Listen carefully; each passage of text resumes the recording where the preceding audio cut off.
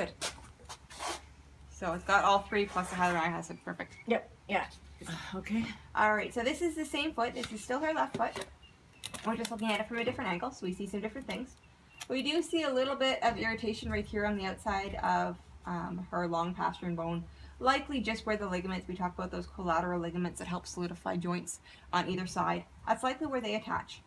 At this point, I didn't get any sensitivity when I palpated or rotated it, and it is still far enough from the joint, so I'm not overly excited about this, but it is there. It's something we'll watch in the future. Okay. She also does have some side bone, and that's these projections coming up here. And they should be made of cartilage, and what happens in side bone is that the cartilage turns into bone. They have to be really quite large for them to start causing any lameness. Okay. So I don't expect at this stage for them to be causing her much grief. But they do respond to shoeing for extra support and to slow down the growth of them. And it helps just with shock absorption overall. Okay. This is her navicular bone here. This kind of boat-shaped structure. Oh, yeah. And we do see if we follow the bottom edge, it's not perfectly uniform. It kind of comes up. I can see a divot coming up here. If I follow it, there's a divot here, a divot here, Oh, yeah. a divot here. So it is sort of rough. So we talk about navicular syndrome. She does have some change. For a 16-year-old horse, is it dramatic? No. But it's there. It is, you know, something we're watching for, especially in combination with the sensitivity that I got on hoof testers over her frog. Okay. So overall, by this looking here, what would you consider her, you know, they hide a lot, right? What would you consider her level of pain as is? For comfort for a horse, as is. As is, I would say she's fairly comfortable still because all of these things are far enough removed. Okay. It's not right in the joint. Okay. And yes, they do hide things, but she's moving quite freely and quite comfortably that way. So this is her painful leg. This is the right one. Okay. Yeah, and let me just do a few little things. Stanley, enough.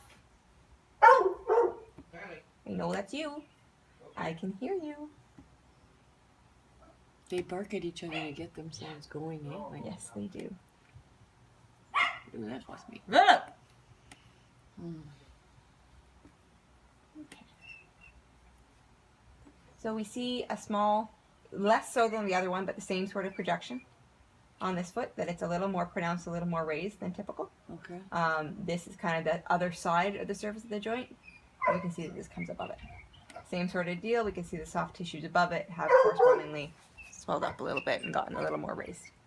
Yeah, okay. I do notice that her navicular bone and her coffin bone down in this area are really quite close together, quite snug. Part of it is that she has a little bit extra bone on the navicular itself. It kind of almost makes a little bit of a hook.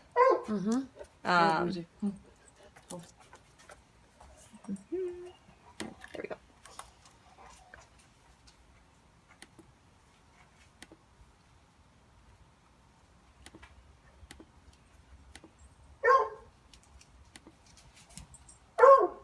Hey!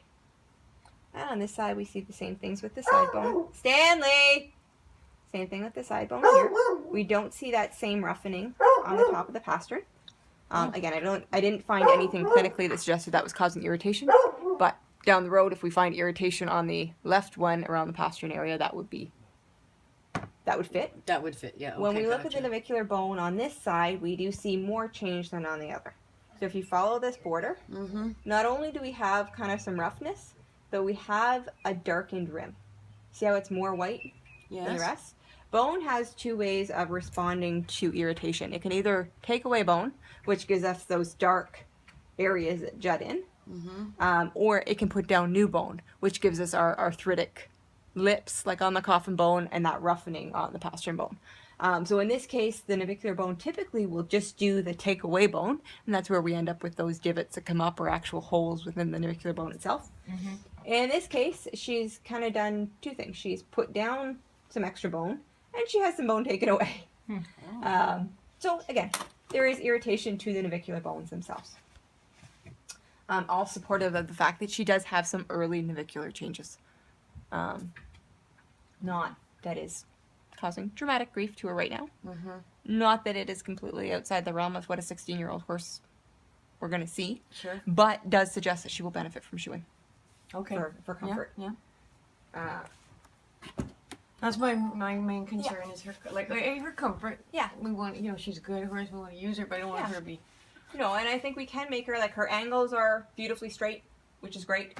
Angles are quite a big deal with horses in navicular. You get too long a toe on them, too low a heel, and they're going to have a fair bit of grief.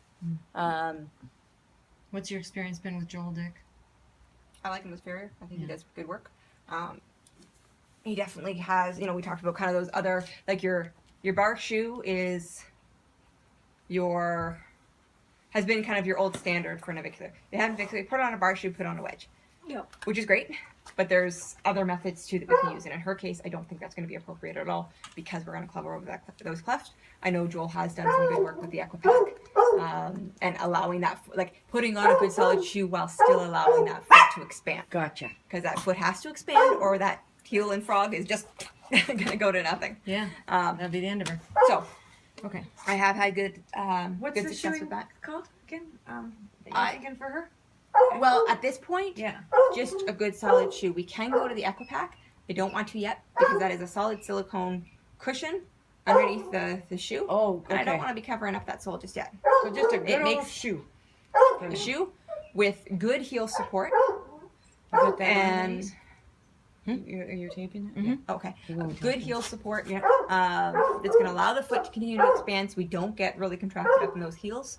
But that is giving that heel the support, so we protect that navicular, lifting her off the ground so that she's not pounding on the frog and causing pain to that navicular area. And also, giving her a little bit of that roll toe just helps make that breakover easier for her, which helps with horses with kind of heel pain Yes. Yeah. in that region. Okay. Okay, so okay. Keep the toe blunt. And when you're shoeing, like, you can have shoes that are a little bit rounded at the front just to help her with that rocking motion. And I think that's all. Should we talk to him, and if he needed to, he could text you. Yeah, just to and say we what can send him the X-rays or whatever. If he wants Okay. to. Yeah, he seems like right on top of it, but yeah. it was his suggestion. You better. No, and I mean, if you were to tell him that we found, she had pain over the navicular bursa and some early navicular changes, as well as some side bone. Yeah, he get it. There's a good chance he's going to okay. say the same. But at this point, again, she was sound today. I know she's kind of been off and on for you, but I don't want to jump towards heavy-duty shoeing if we don't need to. Let's start with a basic shoe that provides good heel support without closing it in. Yep. Still allows for that foot to expand, so we don't lose everything we've gained with the cleft. You're going to keep treating the cleft as before. Yep. But we're going to do a week of Epsom salt, iodine, just in that thing. And we were told too, that was another guy, he said, use like a little syringe, which is good because then you can get right in there. Yeah. Okay. And try stuffing the cotton balls in Oh, there. yeah, the Try to cotton hold balls, it in there. That might kind of get you that last little inch.